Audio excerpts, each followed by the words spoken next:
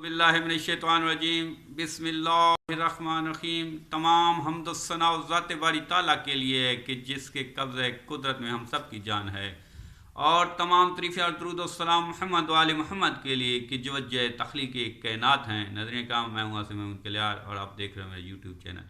नाज़रीन इकराम, आज मैं चंद अहम मौज़ू के बारे में आपसे बात करूँगा, लेकिन बात करने से पहले, वीडियो शुरू करने से पहले मैं आपसे रिक्वेस्ट करूंगा कि मेरे चैनल को ज़्यादा से ज़्यादा सब्सक्राइब करें। मैं आप लोगों का ममनून भी हूं कि मेरी जो वीडियोज़ हैं उनके व्यूज़ अल्हम्दुलिल्लाह बहुत अच्छे आ रहे हैं और वॉच टाइम भी बहुत तेज़ी से बढ़ रहा है, लेकिन अभी तक मेरे सब्सक्राइबर उस तादाद में नहीं बढ़ रहे हैं। नाज़रीन इकराम, अब मैं अपनी वीडियो की तरफ आऊँगा।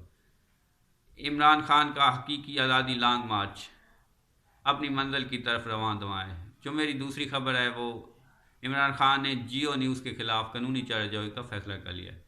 मेरी जो तीसरी खबर है वो उमर फ़ारूक के बारे में है कि उनकी अहलिया ने उसकी असलियत बता दी है। नाज़रीन इकराम, हकीकी आज़ादी लॉन्ग मार्च, जिसका मरकज़ी काफ़िला शाह महमूद कुरैशी की क़यादत में कल जेला में था और आज उसने दीना पहुंचना है। नाज़रीन इकराम, हकीकी आज़ादी मार्च का दूसरा काफ़िला जो असद उमर की क़यादत में है वो कल से गोदम में था और आज खुशाबान है। नाज़रीन इकराम, हकीकी आज़ादी मार्च के ये दोनों काफ़िले और उनके काफ़िले जो KPK से आ रहे हैं और सिंध और बलूचिस्तान से आ रहे हैं, उन सब से इमरान खान ने वीडियो लिंक के ज़रिए खिताब किया। इमरान खान ने अपने खिताब में ये चीज़ कही है कि जो आर्मी एक्ट में तब्दीली की जा रही है वो मुल्क के लिए बेहतर नहीं है और इसके नतीजे अच्छे नहीं होंगे। उन्होंने जियो न्यूज़ के बारे में भी कहा कि जियो न्यूज़ ने उनके खिलाफ एक प्रोपेगेंडा लॉन्च किया और एक ऐसे शख्स को उनके खिलाफ लॉन्च किया जो खुद क्रेडिबल नहीं है, तो वो जियो न्यूज़ के ख़िलाफ़ दुबई में, बरतानिया में और पाकिस्तान में अपीलें दायर करेगा और वो जियो न्यूज़ के ख़िलाफ़ कानूनी चाराजोई करेगा।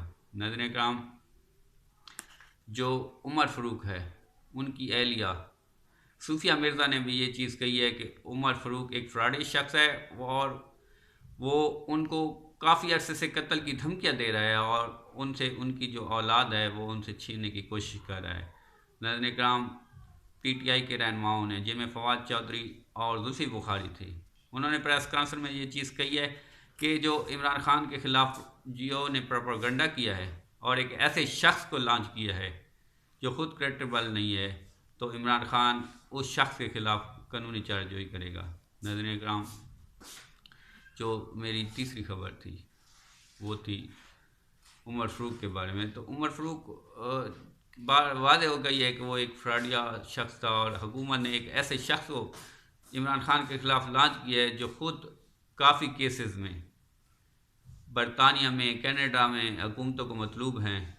तो वो दूसरा, इमरान खान ने भी ये चीज़ कह दिया है कि जो तोशाखाना में घड़ी का है वो उन्होंने इस्लामाबाद में दी है, उसने उमर फ़ारूक को नहीं बेची और उनके पास जो हैं वो तहरीरी एविडेंस मौजूद हैं।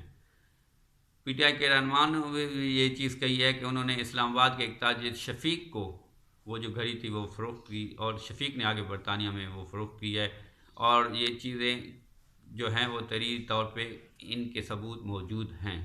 तो नाज़रीन इकराम, अब ये जो लॉन्ग मार्च है ये बहुत बड़ी तादाद में आ रहा है और इसने पिंडी की तरफ गामजन है और मुख्तलिफ़ इलाक़ों से मुख्तलिफ़ काफ़िलों की शक्ल में ये आ रहा है। ये बहुत बड़ी तादाद में है। इसको रोकने के लिए अगर कोई इक़दामात किए जाए और इन पर सख्ती की जाए तो अल्लाह ना करे इसके जो नतीजे है वो बहुत भयानक आएंगे।